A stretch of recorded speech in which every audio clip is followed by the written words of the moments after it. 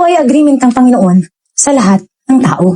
Kaya akala nila, nung pag sinasabi nilang meron kang Jesus, okay, may akala nila basta daw may relasyon kay Jesus, ganyan, pero makamundo, wala pong relasyon doon. Kasi kaya mo nga ibibigay yung buhay mo sa Panginoon, aalisin mo yung kasiyahan mo sa mundong to. Yun yung agreement.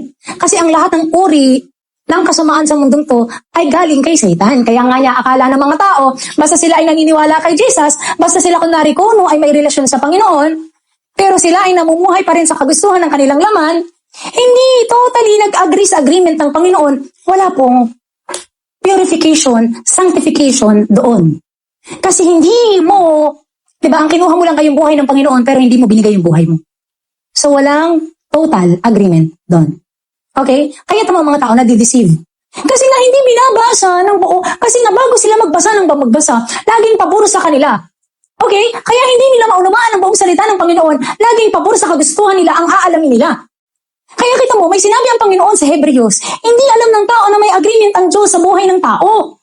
Pag kinuha mo ang buhay ng Panginoon, ibibigay mo ang buhay mo doon, yun yung offer mo, yun yung sacrifice mo. Kaya kita mo, laganap ang deception. Basta maniwala ka lang kay Jesus, ligtas ka na. Ay may agreement ang Diyos. O deceive.